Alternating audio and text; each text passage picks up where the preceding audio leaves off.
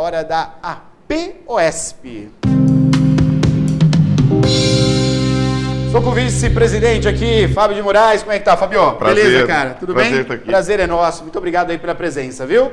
Muito obrigado, é um prazer estar aqui, porque para nós, né, da APOESP, transmitir informação, não só para os professores, mas para todos os pais e alunos da escola pública é fundamental. Então, estar aqui em Piracicaba é um orgulho, é uma alegria, e está aqui no seu programa. Também para nós também aqui a possibilidade de a gente falar aqui o que está sendo aí ganho, né, por parte aí dos representantes, dos professores da educação, que é a APOESP, para os nossos educadores, né? Fabio, antes da gente entrar em algumas coisas que a gente vai discutir aqui, os professores já começaram aí, né, preocupados esse ano. A gente vai falar sobre isso, a posição até da APOESP dando aí informações. Única maneira de mudar esse país com tanta bizarrice que a gente está vendo por parte de alguns governantes, bizarrice, né, umas coisas absurdas, é através da educação. Você acha, Fabio, que a gente consegue mudar aquele velho conceito, né, da educação, que a escola ela está ali como se fosse secundária, no sentido assim, tudo vai de pior para a escola, as condições. Você acha que a gente está mudando isso, Fábio? Está mudando as condições de trabalho do professor, as condições de receber os alunos? Estamos vencendo essa luta? Eu sou um otimista. Uhum. Então, eu digo sempre que nós estamos no caminho correto, mesmo que não tenhamos todas as ferramentas ainda para vencer do jeito que nós queríamos. Eu vou falar a partir do estado de São Paulo. Certo. Nós temos o estado mais rico do país. Né? E o Brasil... Ele é o mais rico, é o mais rico. O maior PIB, onde arrecada mais. E o Brasil é um país onde educação foi feita para não dar certo. Então, se nós pegarmos o histórico do nosso país, é vergonhoso. Essa é a porque nós fomos o país que mais tivemos escravos trazidos do continente africano, sim, em quantidade e em tempo. Nós tivemos escravidão até o século passado, praticamente, certo? A escola brasileira sempre foi para a elite. Se você pegar, o último país da América a ter uma universidade foi o nosso. Sim, mas Fabio, só uma coisa, em cima do que você está falando, a minha mãe estudou só até a quarta série. Sim. Porque depois da quarta série era pago. Era pago. E o último país a ter uma produtora de livros, uma impressora para livros didáticos, foi o Brasil. Nossa. Então havia um projeto da elite brasileira de que a escola pública não era para todos. Tanto que na época da minha mãe, da época da sua mãe, a maioria da população só fazia o primário. Primário, exatamente. exatamente. Que era até o quarto ano. Isso. Depois nós conseguimos vencer e levar a população brasileira para ter o ensino fundamental. E hoje nós conseguimos levar a população brasileira para ter o ensino médio e conseguimos levar uma boa parte para a universidade, que ainda está muito longe da realidade da periferia. Até porque a grande maioria do povo trabalhador não tem acesso à faculdade pública. Então, nós temos essa briga, a APOESP está nessa briga. Agora, as duas pontas desse espaço de educação, nós precisamos resolver o problema ainda do acesso, não é nem da qualidade. Então, não tem creche para todas as crianças, e não é aqui em Piracicaba, ou Limeira... Realidade do Brasil. Não tem creche e não tem universidade para todos, certo? Nós conseguimos avançar no acesso no ensino fundamental, ou seja, todo adolescente do primeiro ano até o final do ensino médio deve ter a sua vaga garantida na escola. Mas essa briga ainda ela é muito longa, porque mesmo no ensino fundamental, às vezes o estudante ele está num lugar e a vaga está no outro. Às vezes ele sai do trabalho às 18 horas... Não chega de jeito nenhum. E ele não consegue chegar na escola que ele conseguiu a vaga. Então, nós estamos brigando ainda pelo que é primário, que é o acesso da criança, do jovem e do adolescente naquilo que é um direito da Constituição brasileira, que educação é um direito do povo brasileiro e é um dever do Estado. Então, o Estado deve, e deve muito, né? Isso no acesso. Agora, nós sabemos que na escola pública, sobretudo, e na privada também, tem que melhorar muito, né? Na qualidade. Na qualidade, né? Na qualidade. Nós não podemos ter uma escola de 100 anos atrás. Exatamente. Porque a sociedade é outra. Mas, claro, claro. O trabalho é outro. Né? Então, assim, o mercado... E olha que eu sou contra, e a APOESP é contra, essa história, vou formar para o mercado do trabalho. Não, nós formamos para a vida, para ser o feliz. ponto. Porque para o mercado do trabalho, você forma capital humano, que o sujeito da frase é o capital, não é o humano. E que desvaloriza ao longo do tempo. Com certeza. Então, assim, nós queremos uma escola pública, nós queremos uma escola laica, né? Nós queremos uma escola de qualidade para todos os alunos e alunas que têm acesso, que devem ter acesso à escola. Nós queremos professores valorizados, né? O professor, ele é um profissional que sem ele não tem Não existe mais nada, não existe nenhuma carreira. A gente fala, Não olha, existe nenhuma carreira. outro dia a OAB colocou corretamente, sem advogado não tem justiça. Sim. E sem o professor não tem advogado, Não tem advogado, não tem tem justiça, juiz, não não tem tem nada. promotor, não tem presidente da república, É. não tem ninguém. E é uma carreira que em outros países, né, é reverenciada, no Japão, inclusive, o Não, imperador. eu quero destacar o Japão. Nós estamos ao vivo aqui, tem uma pergunta para fazer para o Fábio. Fábio de Moraes, vice-presidente da APOS, está conosco aqui. Estamos falando algo muito importante. Eu sei que nós estamos aí no período de carnaval, mas nós já começamos o ano aí com muita pressão em cima dos professores. E para você ter um futuro, o Fábio está destacando isso aqui, a gente tem que falar mesmo. Para você ter um futuro, você tem que pensar nos professores. São eles os formadores. É com eles que a gente vai se instruir. E dessa maneira, nessa proposta, não é para preparar para o mercado, é para a gente mudar esse mercado. O professor tem que preparar esse aluno para a gente mudar esse mercado, para a gente poder... E aí eu vou entrar num ponto aqui que o Fábio já começou a falar, eu quero também destacar, que é a questão do Japão. O Japão pós-guerra, não pensa o senhor que ele reconstruiu o país aplicando em armas. O Japão pós-guerra não pensou em fazer fábricas. O Japão pós-guerra não pensou em fazer turismo como a única coisa para salvar esse país. A gente ouve isso no país, né? A gente ouve isso no Brasil. O que vai salvar é o turismo. Não. Presta atenção. Japão pós-guerra destruído com a bomba lá americana, né? Que soltou do avião, acabou, matou tudo, dizimou boa parte do país. Não. Sabe onde o Japão investiu? O único dinheiro que tinha, investiu ao longo aí de pelo menos 40 anos investindo, acima de tudo, sabe onde é que foi? Onde foi, Fábio? Foi na educação. Na educação. Tem que investir na educação. Como é que os nossos, não tivemos terremoto, não tivemos furacão, não tivemos guerra, né? A gente tem política, alguns políticos são quase a mesma coisa que Sim, furacão, o estrago guerra, né? é próximo. O estrago é próximo. Mas como é que o nosso governo não entende isso? Se ele investir na educação, se ele investir na formação, a gente tem um país, uma potência muito mais, creio eu, pela questão geográfica, do que o Japão.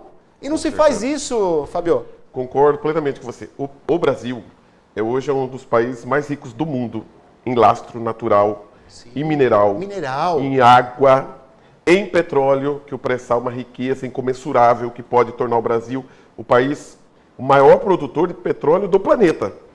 Então, assim, o Brasil tem muita coisa. Gente, que loucura. Tanto que eles querem nos convencer que nós somos pobres, certo? E ninguém vai nos convencer disso, porque o Brasil é uma das potências mais ricas do planeta. E a educação aqui é um projeto não dar certo. E tem uma coisa que nos deixa... É um projeto não dar certo. É um projeto não dar certo. Quer dizer, isso é pensado. Claro. Não pode dar certo a educação. E esse desenho nem é feito no Brasil. Esse desenho é feito fora do Brasil.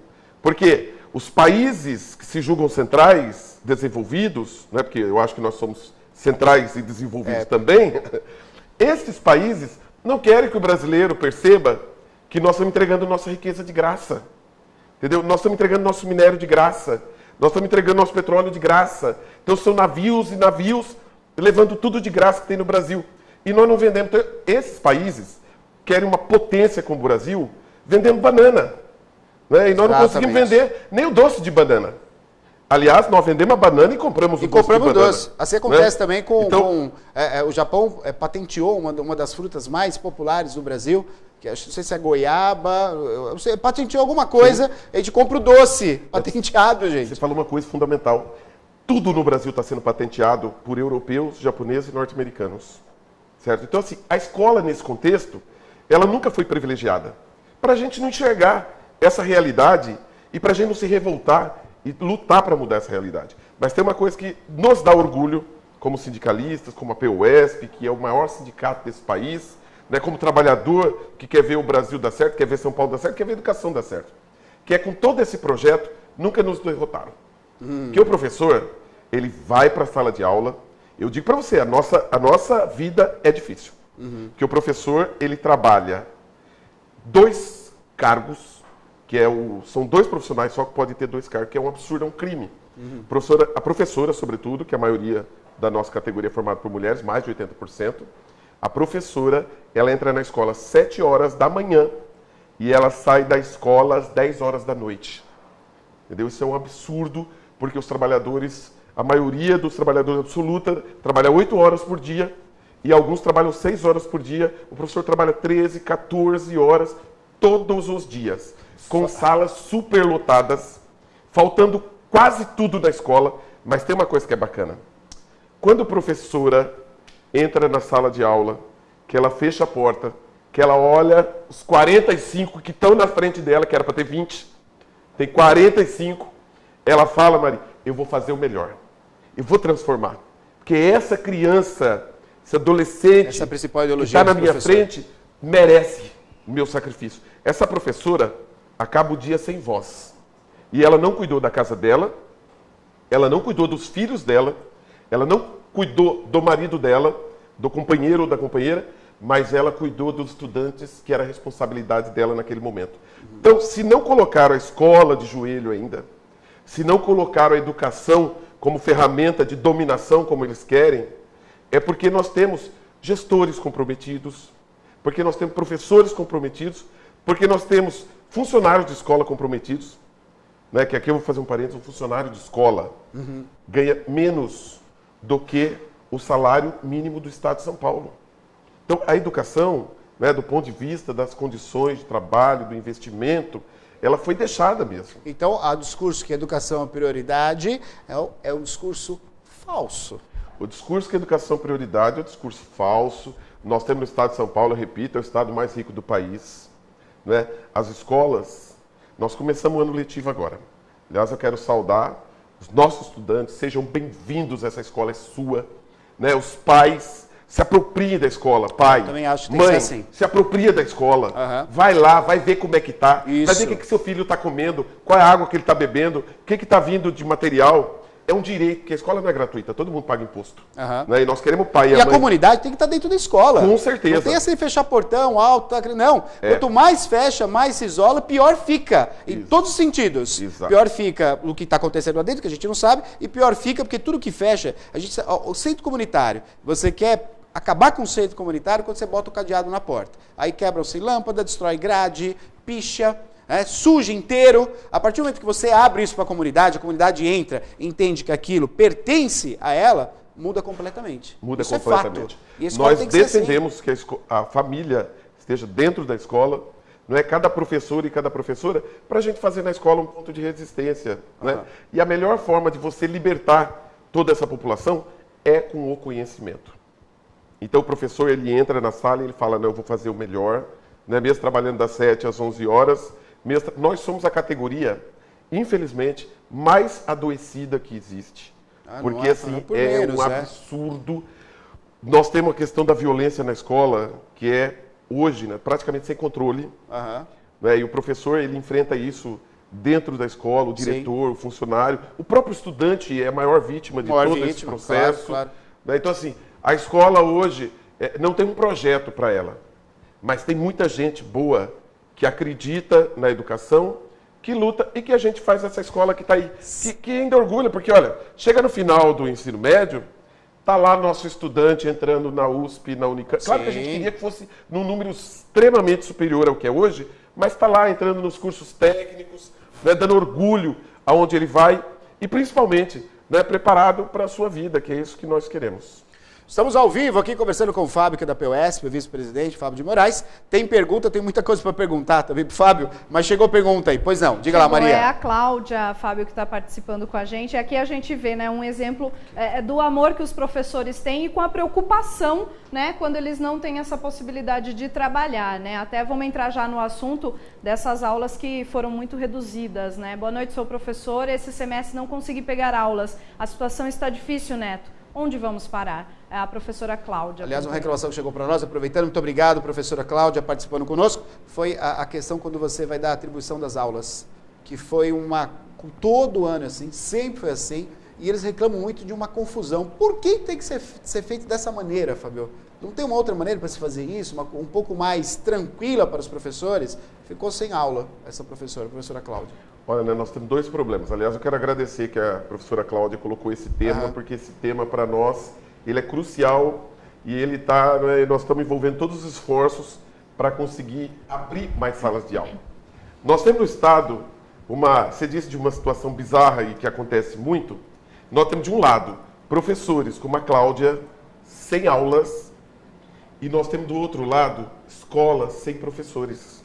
Nossa. Então, e é importante que os pais denunciem, que as mães denunciem, que programas importantes como esse denunciem pelo seguinte: o governador não abre o cadastro de contratação novo de professores. E aqui vou ser muito explícito.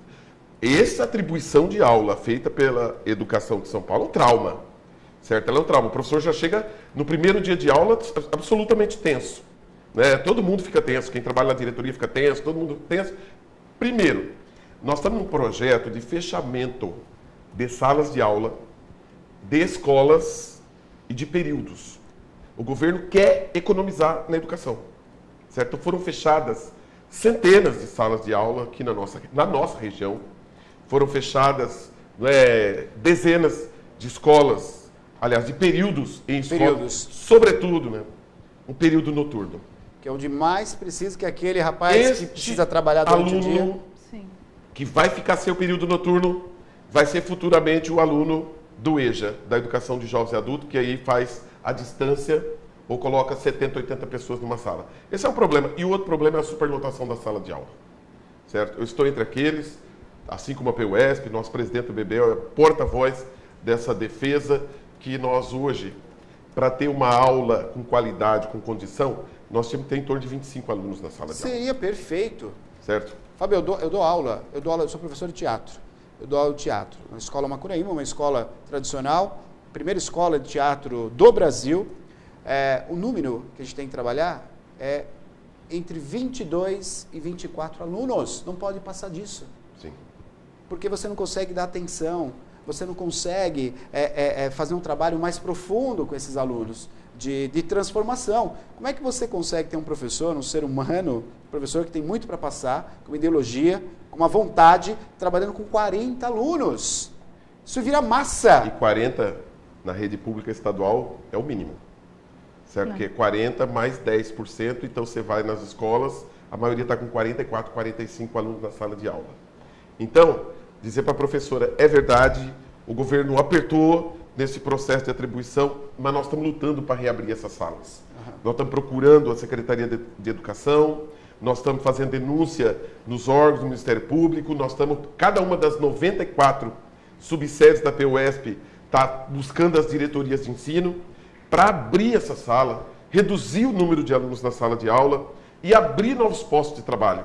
Né? Nós temos um professor que é contratado, que é categoria O, que é o professor temporário, que é um contrato de trabalho que é criminoso, que o professor trabalha um ano, depois fica 40 dias desempregado, porque a PUESP lutou para amenizar esse problema, porque ficava 6 meses desempregado. Nossa. Certo? Sem receber. Sem receber nada. 6 meses desempregado. A maioria desses professores, ou grande parte deles, ainda não pegaram aula. Mas isso só para entender uma coisa, Fábio. Se você tem... Quantos professores foi contratar a categoria O? Quantos professores foram? Professores categoria O, até o ano passado, nós tínhamos na rede 33 mil professores. 33 mil categoria O.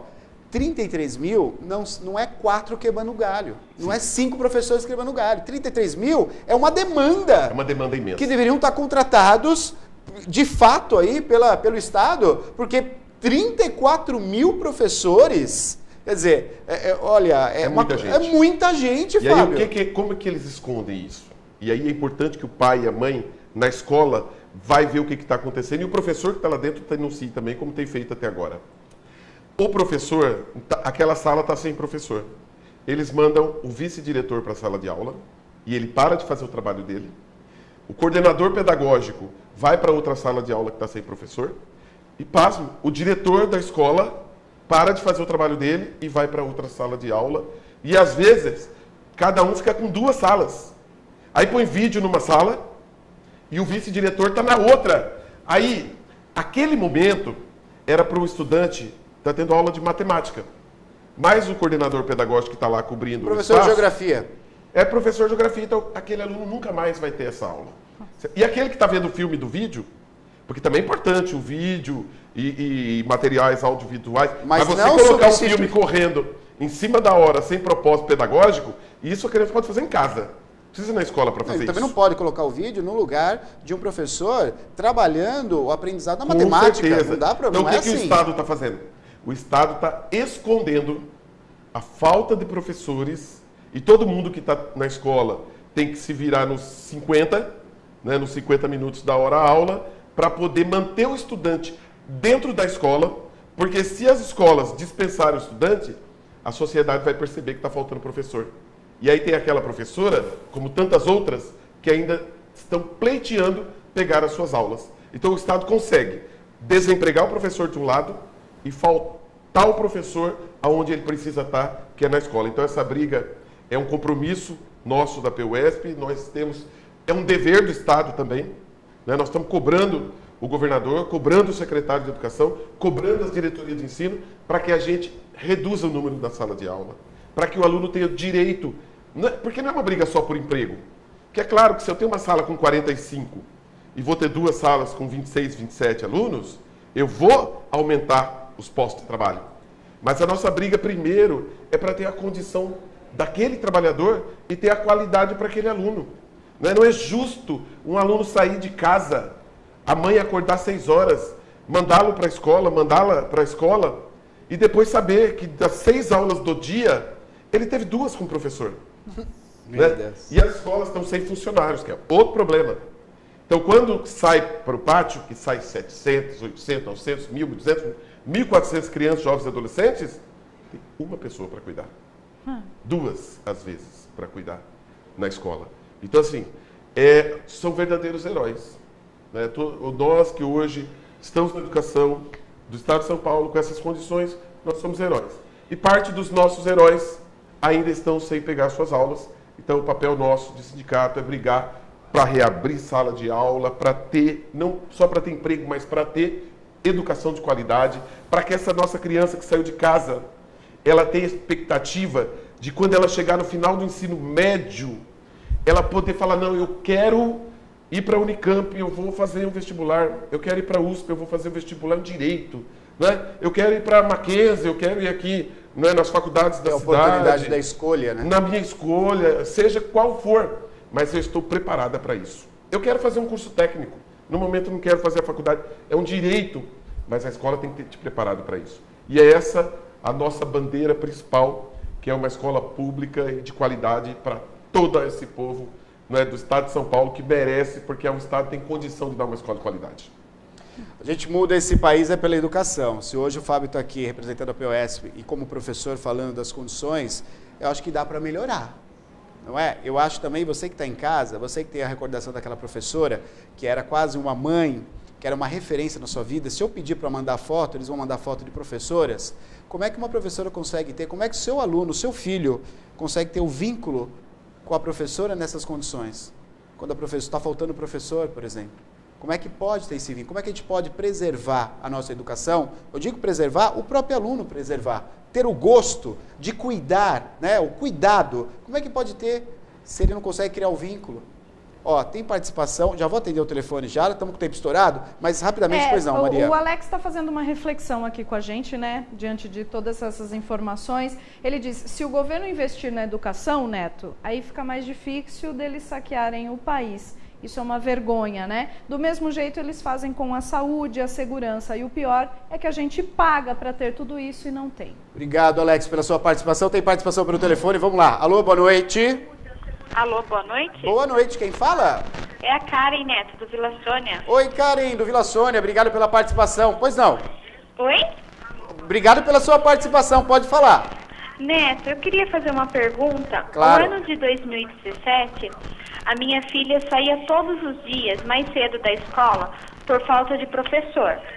E um dia eu fui questionar na escola sobre isso, até inclusive a Mônica Cardoso, que fez a entrevista junto comigo, pela falta de professor que tinha na escola aqui do Vila Sônia. Creio que a Mônica deve lembrar disso. A minha filha saía todos os dias mais cedo. Isso é certo? É correto? Porque a diretora, quando eu questionei, ela falou para mim que não podia fazer nada, que eu deveria desligar na Secretaria da Educação, porque era falta de professor e remanejamento de professor. Tá certo. Obrigado pela sua participação. O Fábio já vai comentar. Obrigado, forte abraço. Olha, pai e mãe, claro que fica preocupado. Ela foi até a escola, lembra? A Mônica fez uma reportagem sobre isso, a gente questionou. A situação de 2017 é isso que a POS não quer que aconteça em 2018. Exatamente, essa é a nossa briga. Nós não queremos que essa falta de professor que teve em 2017, que é uma coisa fácil de resolver, é só o governador do estado abrir o cadastro de contratação de professores e pronto. Aí a diretoria vai fazer atribuição para aquelas aulas que precisam, cada escola vai fazer o seu bolsão de professores para substituir, como sempre, como ocorria no passado, e nós vamos resolver o problema, né? Agora, nós vamos brigar muito para que do lado de lá eles entendam essa mensagem. Eu quero só dizer que eu concordo plenamente com a mãe. Educação é um direito da criança e é um dever do Estado. Ter professor na sala de aula é uma responsabilidade que o Estado tem de contratar professores. Posso garantir que em São Paulo nós temos professores para todas as escolas e de todas as disciplinas. Né? A professora aqui mesmo está aguardando, como ela, centenas de professoras e professores estão aguardando e o sindicato cobrando. Nós queremos a nossa categoria empregada? Queremos, mas nós queremos uma escola com professor, uma escola bonita, uma escola com harmonia e uma escola que dê resposta. Perfeito. Diga, Maria, vai lá. Mais uma participação aqui da Márcia. Ela dá boa noite, diz que acabou de se formar. Entrei como candidata à contratação, está muito difícil para pegar aula, porque tem muita gente na frente do contrato ativo e também bacharel. Fiquei sabendo que teve muita mudança esse ano, está muito complicado. É a professora Márcia. É a situação que o Fábio falou, né? Infelizmente, Márcia, houve muito fechamento de sala de aula. Isso é criminoso, eu repito, porque sabe uma coisa que a gente fica triste? É ver uma escola fechar e abrir um presídio. Sim, e fechar a escola hoje é abrir presídio, inaugurar presídio amanhã. Então, nós queremos, e eu repito aqui, não é só uma questão do emprego. E essa questão, não vou negar que ela é importante para o sindicato, mas é uma questão de direito. O direito do trabalhador que tem o posto de trabalho lá, sim, mas o direito, sobretudo, de você, estudante da escola pública, os milhões que estão na nossa mão da rede pública estadual de São Paulo, que é a maior rede brasileira.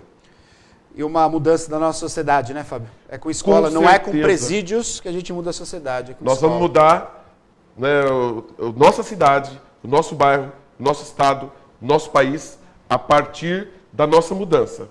Né? E o Paulo Freire já dizia que a educação, ela muda a pessoa. E a pessoa muda a realidade. E é isso que nós queremos no estado de São Paulo, uma realidade melhor. Fabião, obrigado pela participação. Um abraço, foi de suma importância. Honra é nossa aqui para a gente falar um pouquinho. Um abraço para todos os professores, todos os pais, todos os estudantes da escola pública. Em breve, novamente conosco aqui para a gente falar um pouquinho mais sobre educação. Com certeza. Vamos mudar esse país. Obrigado. Obrigado, Fabião. Valeu.